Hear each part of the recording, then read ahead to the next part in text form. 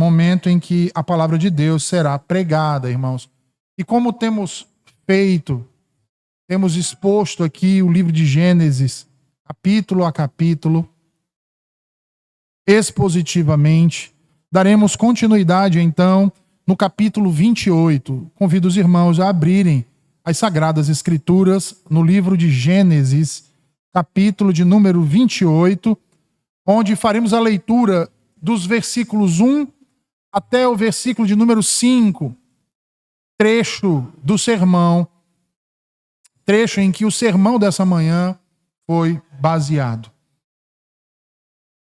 Capítulo 28, versículos 1 ao 5, assim diz o Senhor.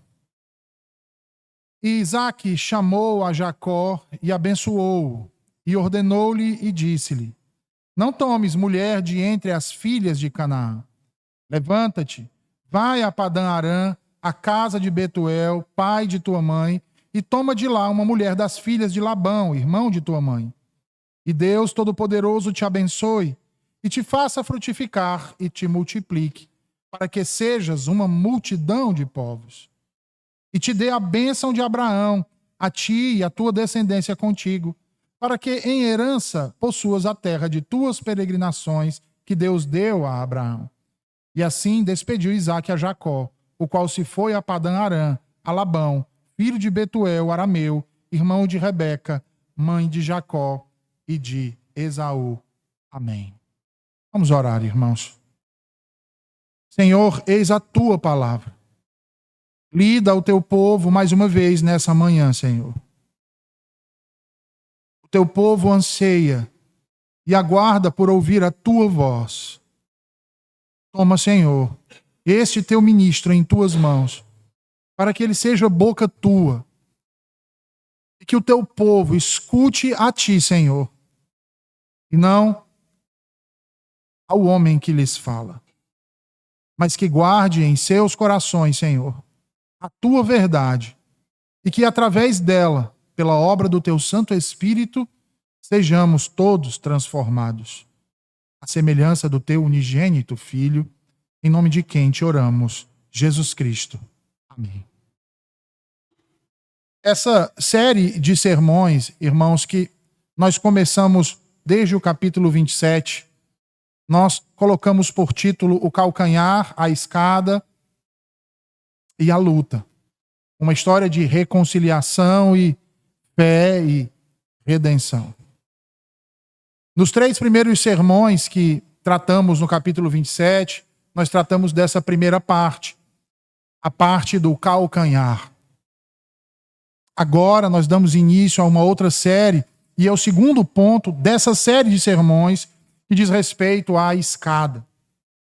E se nós bem lembrarmos, irmãos, no sermão anterior, nós vimos que Esaú havia prometido em seu coração matar seu irmão Jacó, por este lhe haver tomado o direito de primogenitura e também a bênção patriarcal que confirmava a autoridade e o domínio sobre todo o clã e fazia daquele que aportava o herdeiro das promessas de Deus. Vimos também que o desejo que estava no coração de Esaú não ficou oculto por muito tempo, mas tornou-se notório ao ponto de ser denunciado o seu intento a Rebeca, sua mãe. Esta, por sua vez, ao saber o que se passava na cabeça de Esaú, e que era mau todo o desígnio de seu coração, na tentativa de evitar uma tragédia ainda maior em sua família, manda então chamar rapidamente a Jacó e o despede para a casa de seu irmão Labão, portanto, tio de seus filhos, tanto de Jacó como de Esaú, que ficava na região da Mesopotâmia, mais especificamente em Harã, ordenando a ele que permanecesse lá por um período, até que a ira de seu irmão fosse então aplacada. Sobre isso, irmãos, sobre essa atitude de Rebeca, nós não podemos fugir da realidade daquilo que o Senhor nos revela sobre o caráter dessa mulher. Quão sábia foi ela nesta questão, irmãos? E eu digo que ela é sábia porque vejam bem o que ela conseguiu garantir com essa ação. Em primeiro lugar, ela conseguiu garantir a preservação da graça que foi concedida ao mais novo, quando a intenção de seu pai era conceder ao mais velho. Então, a primeira coisa é a preservação da graça que foi concedida a Jacó, pois corria o risco de Jacó, tomado pelo remorso e pelo medo de ser morto, vir a renunciá-la, concedendo assim, então, o favor de seu pai ao filho mais velho. Em segundo lugar, ela também garantiu que Isaac não viesse a angustiar-se profundamente pela terrível expectação de uma tragédia mortal entre os seus 2 filhos. E em terceiro lugar, irmãos, que a linhagem santa fosse preservada. Ora, mas como ela fez isso? Fazendo com que Jacó não se prendesse a um jugo desigual, como fez seu irmão Esaú, casando com uma cananeia.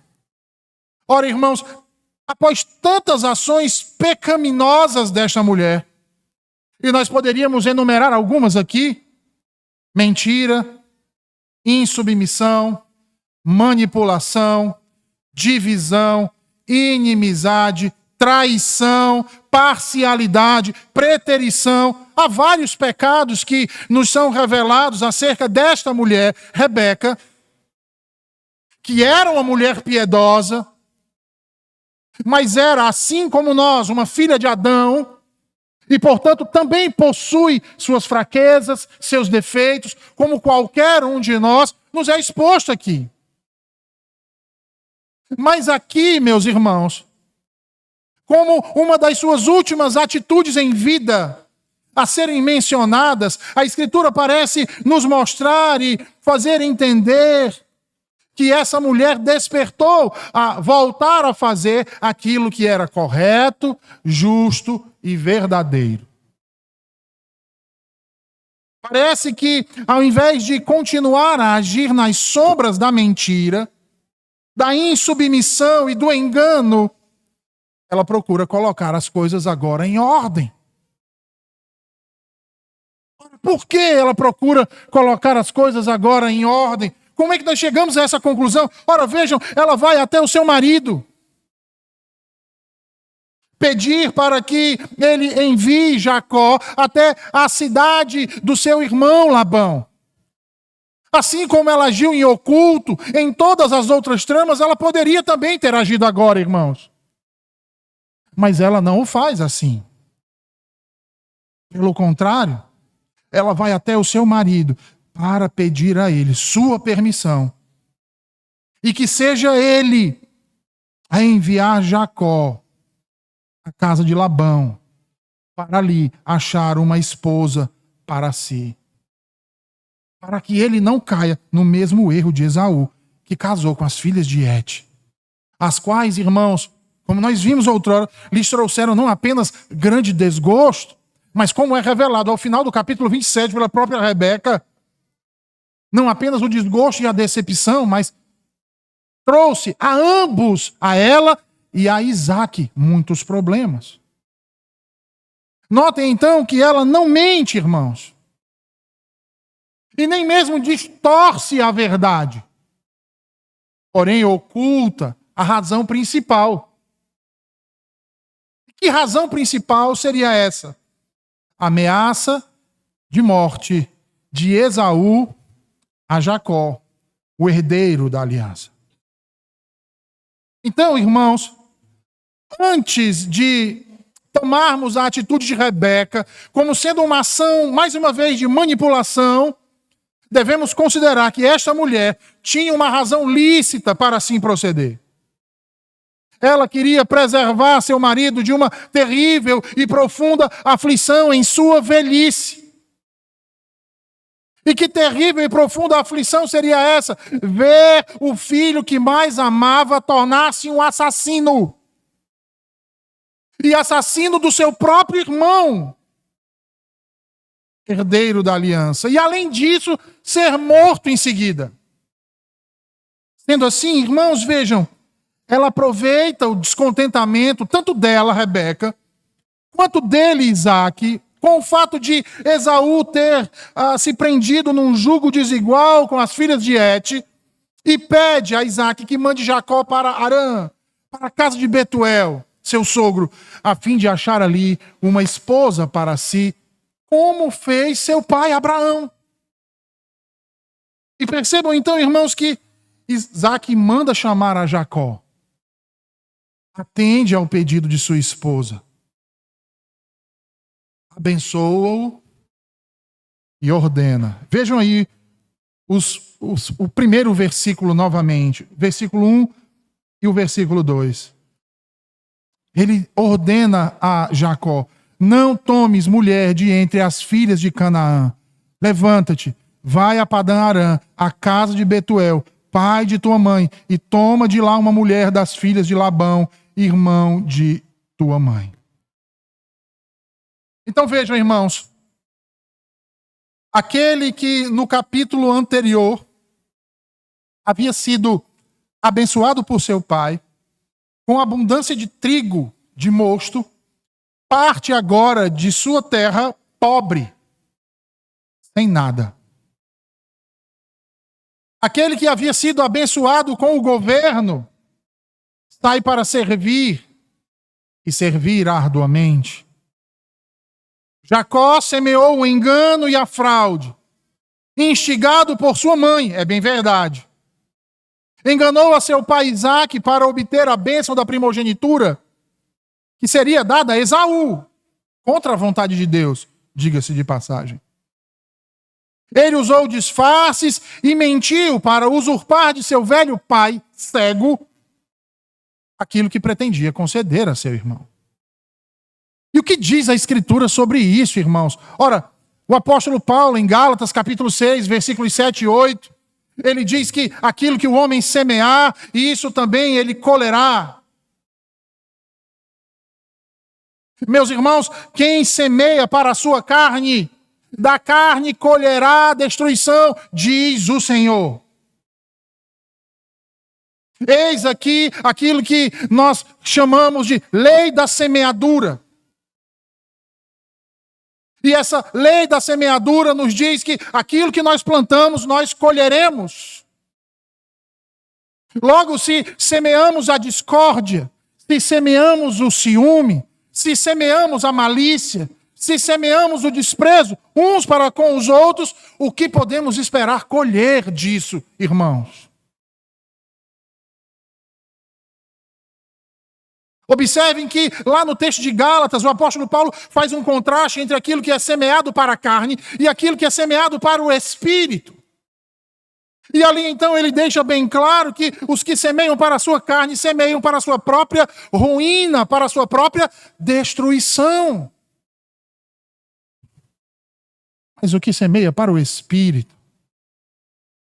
do espírito colherá vida. E vida eterna. Logo, irmãos, somos exortados pelo Senhor, com o exemplo negativo de Jacó, a tomar muito cuidado sobre esses pecados. Sobre a semente que temos lançado. Por onde passamos. No nosso trabalho, na nossa família, na nossa própria casa, na nossa igreja. Cuidado, irmãos, com as sementes do egoísmo, com as sementes da falsidade, com as sementes da mentira. Os pecados que foram trazidos à tona de uma mulher piedosa. E de um filho que também aspirava coisas boas, coisas santas. mas que semearam coisas terríveis.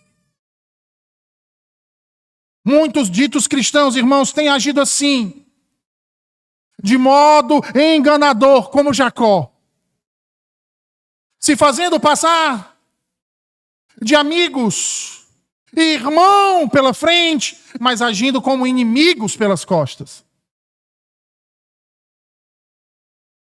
Lobos em pele de cordeiro, interessados naquilo que temos para dar naquele momento.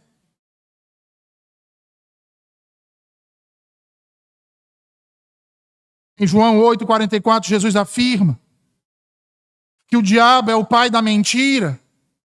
E isso estabelece a falsidade como algo, irmãos, que é fruto não da natureza de Deus, mas da natureza maligna e enganosa de Satanás. Logo, nós podemos dizer que a falsidade, a mentira e o engano é um atributo do diabo e uma característica peculiar daqueles que foram feitos seus filhos, por aqueles que fazem parte do seu reino. E sobre isso, irmãos, nós começamos aqui a tratar dessa questão, observando o que o Espírito Santo nos diz à luz da nova aliança. Mas vejam o que Deus já dizia por meio de seu servo Moisés, lá em Levítico capítulo 19. Levítico capítulo 19, versículo 11, Deus ordena ao povo da aliança que não roube, que não furte, que não minta, e que não use de falsidade com o seu próximo. Observem isso, irmãos. Há pessoas hoje necessitando arrepender-se desse mal terrível. Necessitando negar-se a si mesmo, abandonar o seu egoísmo e quebrantar o seu coração diante de Deus. Pedir perdão e perdoar. Arrancar a raiz de amargura que tem nutrido em seu próprio coração e ser liberto pela graça de Cristo Jesus. Oséias 8, versículo 7, nos adverte dizendo que os que semeiam ventos cegarão tormentas. Não esperem que as bênçãos das provisões de Deus se transformem num manancial de tormentas na sua vida. Como se tornou na vida deste homem Jacó? Como se tornou na vida desta mulher, Rebeca?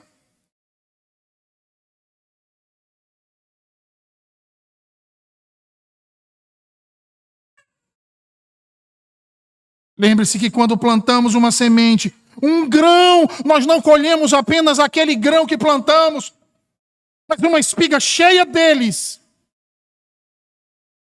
E sabe o que isso quer dizer, irmãos? Isso quer dizer que as consequências de nossas ações se multiplicam na colheita. É por isso que Jesus, em João 12, versículo 24, diz: em verdade vos digo, que se o grão de trigo caindo na terra não morrer, fica ele só, mas se morrer, produz muito fruto. Embora Jesus esteja se referindo aqui à sua própria morte e ressurreição, cabe muito bem as palavras do Cristo ao que estamos falando hoje aqui, pois nos ilustra o princípio da multiplicação através da lei da semeadura, através da entrega e do nosso sacrifício.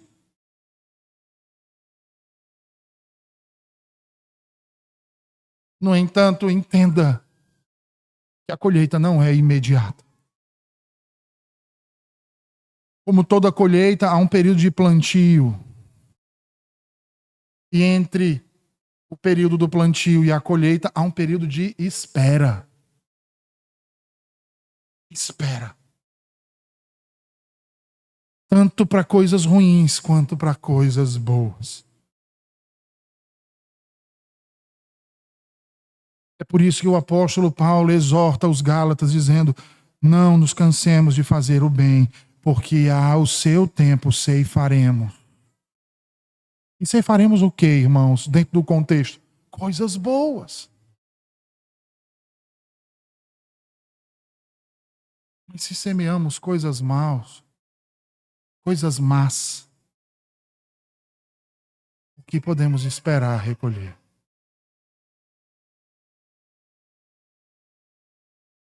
Se desprezamos o irmão que está ao nosso lado, o que podemos esperar que ele retribua para nós? Se semeamos a discórdia, não nos importando muitas vezes com os sentimentos do irmão, veja, algumas pessoas sofrendo. E nós, ao invés de procurarmos consolar, nós fazemos justamente o contrário. Escarnecemos, achando que a fraqueza da pessoa é razão de escárnio por nós.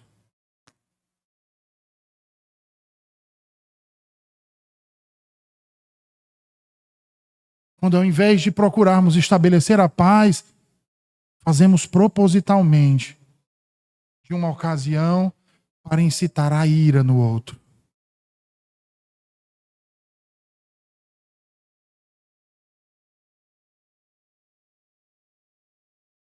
Ouçamos o que diz o Senhor nessa manhã, irmãos. Não nos cansemos de fazer o bem, porque a seu tempo ceifaremos, se não desfalecermos. A perseverança é crucial para ver os frutos da semeadura. Isso me lembra das palavras de Salomão, lá em Eclesiastes 11, quando ele diz que aquele que semeia pela manhã a sua semente, à tarde não repouse a mão, porque não sabe qual daquelas sementes prosperará, se esta, se aquela, ou se ambas igualmente serão boas. O Senhor nos chamou, irmãos, para semear constantemente, não coisas más, mas coisas boas. O Senhor nos deu uma nova natureza espiritual, para que as sementes que lançássemos não fossem as da nossa carne, mas que pelo Espírito vencêssemos a carne.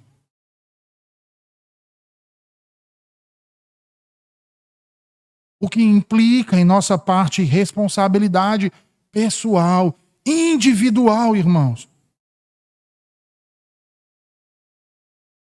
Por isso é tão importante olharmos, por exemplo, de Jacó hoje aqui e atentar para o fato de que aquilo que plantamos determinará a nossa colheita.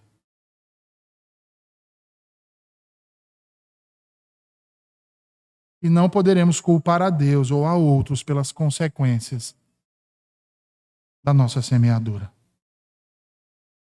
E sabe ao que isso diz respeito? A tudo nas nossas vidas. Por exemplo, nos nossos relacionamentos. Se nós semeamos amor, perdão e respeito nos nossos relacionamentos, o que nós vamos colher, irmãos? União, paz, alegria. Mas se nós semeamos a discórdia, por egoísmo, o que nós vamos colher? O isolamento e o conflito. Confronto. No caráter, se semeamos honestidade, integridade e diligência, o que nós vamos colher? Confiança, sucesso. Se semeamos mentira e preguiça, colheremos a desconfiança e o fracasso. O que dizer da piedade, irmãos? Se semeamos na palavra de Deus, na oração e na obediência ao Espírito Santo, colheremos o quê, irmãos? Vida eterna, paz. E um amadurecimento espiritual, maturidade espiritual. Uma fé firme, cada dia mais. Mas se semeamos na carne, desejos pecaminosos, como diz Paulo, mais uma vez, colheremos corrupção e destruição. A lei da semeadura é um princípio justo e inalterável de Deus, que nos lembra, irmãos, que nossas ações trazem consequências.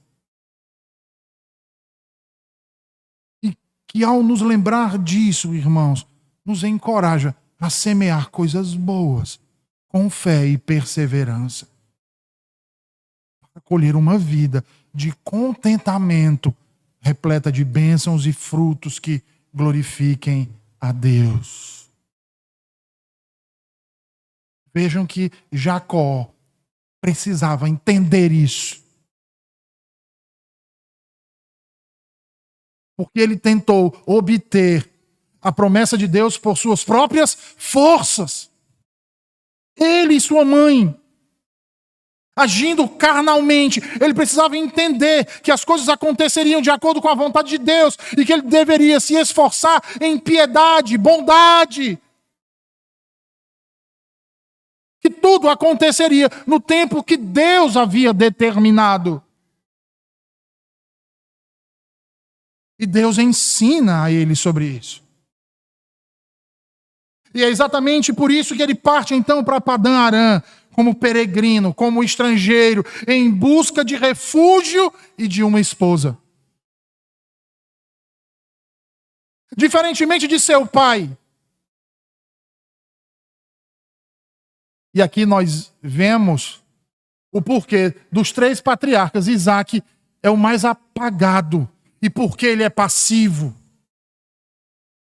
Porque enquanto Abraão sai, Jacó também sai.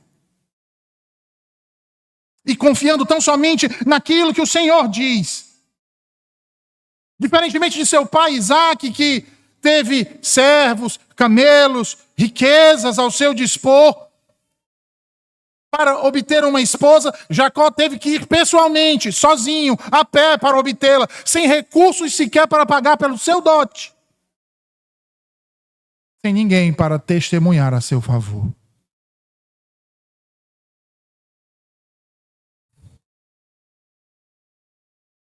O usurpador, o enganador, o que agarra pelo calcanhar, teria que provar agora o seu valor com a sua vida.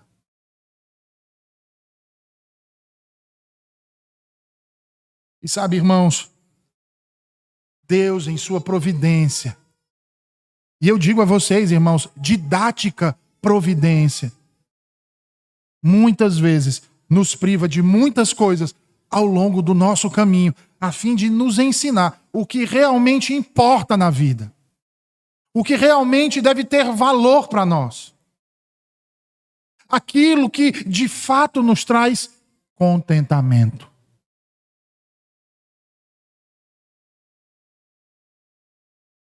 Por que é necessário falar sobre isso aqui nessa manhã? Ora, porque muitos acham que o que importa, o que tem valor e o que nos dá contentamento são conquistas materiais, são conquistas financeiras. A ideia de que quanto mais tivermos, mais satisfação teremos. Logo se busca um contentamento nos bens, no dinheiro, nos status, nas posses, nos luxos, e se faz de tudo para alcançar isso. Se passa por cima dos outros, atropela os outros. E o consumismo de nossos dias reforça essa ideia de que a felicidade e o contentamento vêm através daquilo que adquirimos. Já outros acham que o que tem valor e nos dá contentamento está relacionado a ter uma vida sem grandes problemas. Com saúde perfeita, relacionamentos, abre aspas, ideais, um bom emprego e um reconhecimento social. Há ainda aqueles que acham que o que importa e tem valor e nos dá contentamento está ligado ao prazer e às distrações, ao entretenimento, ao oba-oba. Esse tipo é um dos piores porque mostra um vazio dentro de si mesmo. A pessoa já chegou na idade adulta Mas o seu coração é de um adolescente. Ele não tem propósito na vida. Ele não consegue se agarrar a nada que exija dele responsabilidade.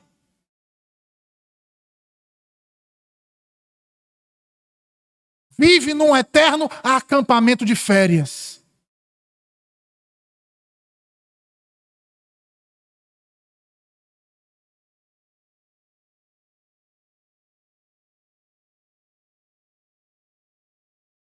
É por isso que a vida dessas pessoas muda constantemente. Eles não têm propósito. Onde tiver algo para entretê-los, eles estão juntos.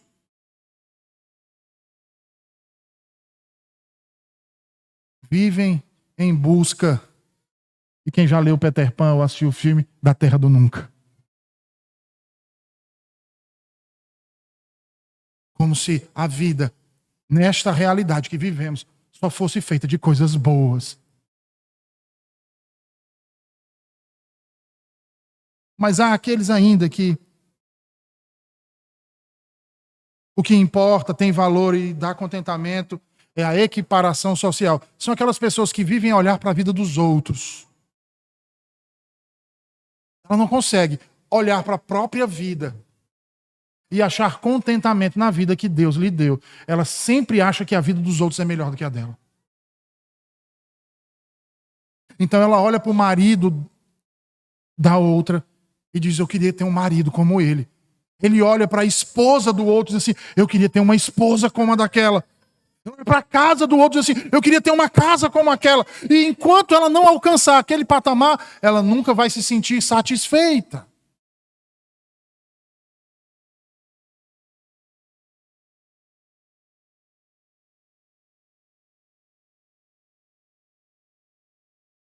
Deus não nos ensinou que o que importa tem valor e nos dá contentamento.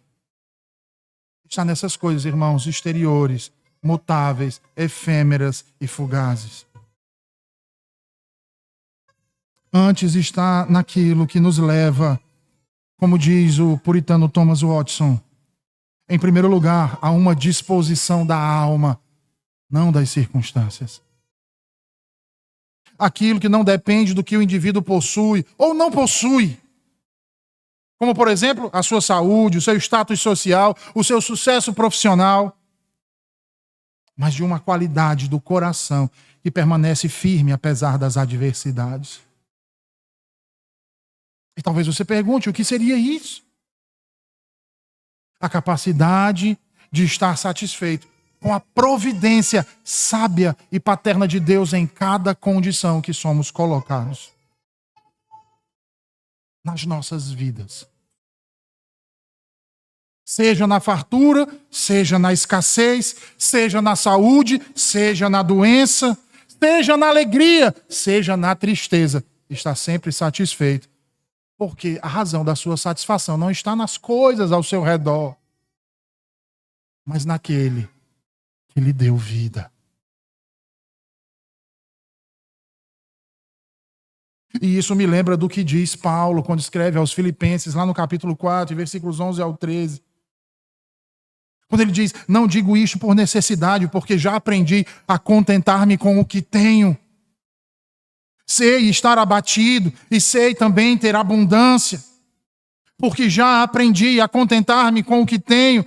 Sei estar abatido e sei também ter abundância. Em toda maneira e em todas as coisas estou instruído, tanto a ter fartura como a ter fome, tanto a ter abundância como a padecer necessidade. Posso todas as coisas em Cristo que me fortalece. Era isso que Deus queria ensinar a Jacó. É isso que Deus quer ensinar a nós hoje aqui, irmãos.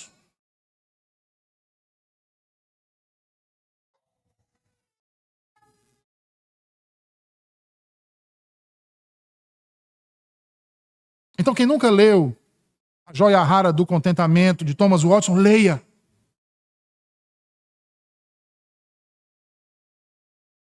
Porque aquilo que importa, aquilo que verdadeiramente vale nas nossas vidas para nos dar contentamento, em segundo lugar, também diz respeito a um aprendizado contínuo e difícil. Porque assim como Paulo diz que aprendeu a estar contentamente em toda e qualquer situação, os puritanos viam o contentamento como uma habilidade espiritual a ser desenvolvida e não algo inato à pessoa, da qual ela alcançava uma vez por todas, mas algo que requeria daquele indivíduo disciplina, meditação, fé. Porque é preciso ter fé para depender de Deus. Era este o cerne do contentamento puritano. A confiança inabalável na soberania de Deus.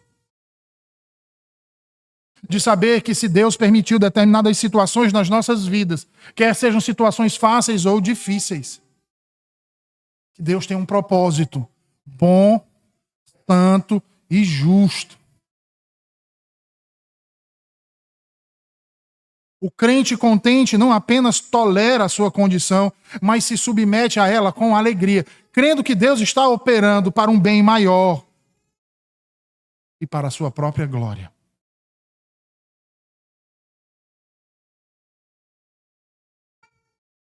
Isso, parafraseando aqui o Thomas Watson, significa aceitar as misericórdias severas de Deus.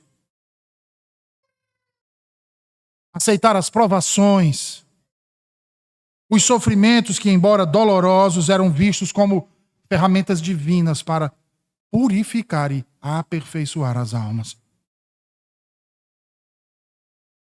Porque o contrário disso, irmãos, é visto como pecado.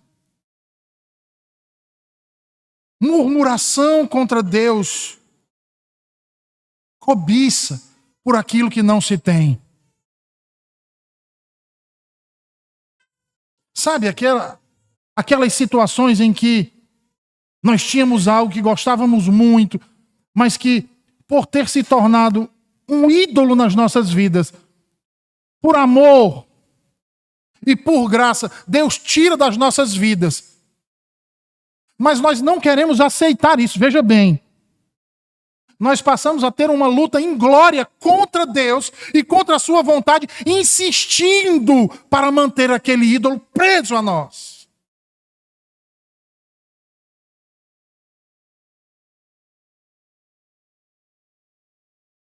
Sabe o que acontece?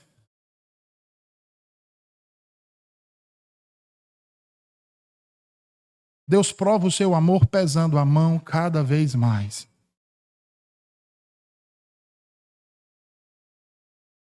Cada vez mais. Até que nós reconheçamos isso.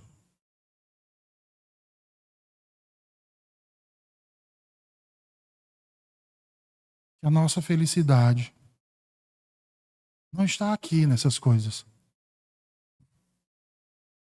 O nosso contentamento, aquilo que realmente tem valor nas nossas vidas, não está aqui nessas coisas. E somente no Senhor. No Senhor. Em uma relação profunda com Cristo. Com uma obra do Espírito Santo. Porque é o Espírito Santo que ajusta as expectativas de nossa alma à vontade de Deus. Como é através do Espírito Santo de Deus que alcançamos a paz, a alegria interior, o contentamento. E passamos então a valorizar e reconhecer o que de fato tem valor na vida. E a nossa resposta, quando alcançamos isso, nunca vai ser apatia e indiferença. Pelo contrário. Porque entendam, irmãos, que os puritanos não ensinavam que o contentamento significava não sentir dor, não buscar melhorias legítimas na vida, ou não lamentar perdas. Cristo mesmo demonstrou sensibilidade e tristeza. Antes, o contentamento significava que, mesmo sentindo dor, a alma permanecia quieta e confiante em Deus.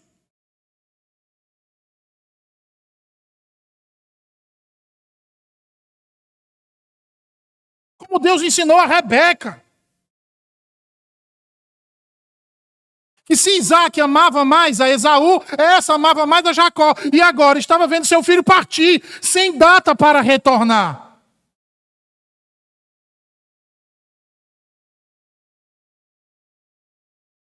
Mas que buscou o contentamento na vontade de Deus. Para que prevalecesse a vontade de Deus.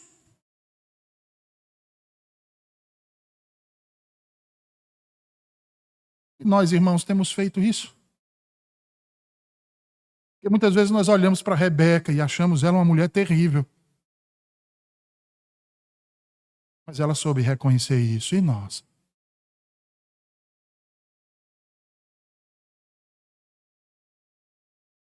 Temos reconhecido isso também.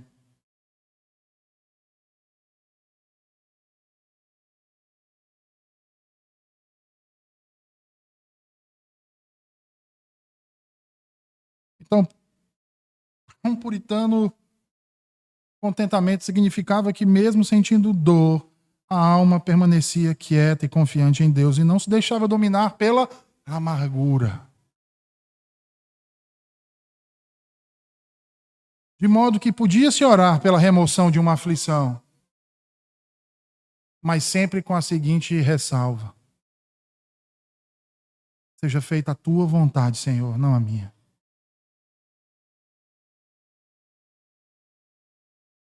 A tua vontade, Senhor. Pois o que importava, irmãos, o que tinha valor e dava contentamento, era uma vida de disposição de espírito.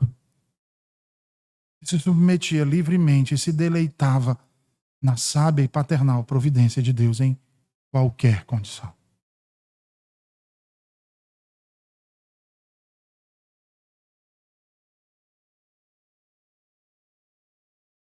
Como dizia Thomas Watson, essa era a joia rara de uma alma que encontrava sua satisfação plena e sua segurança em Deus. E não nas flutuações do mundo.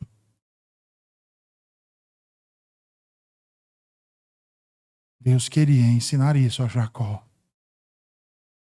a sua mãe, a Isaac, a todos nós que estamos hoje aqui. E há muitos outros que vão ler esse texto.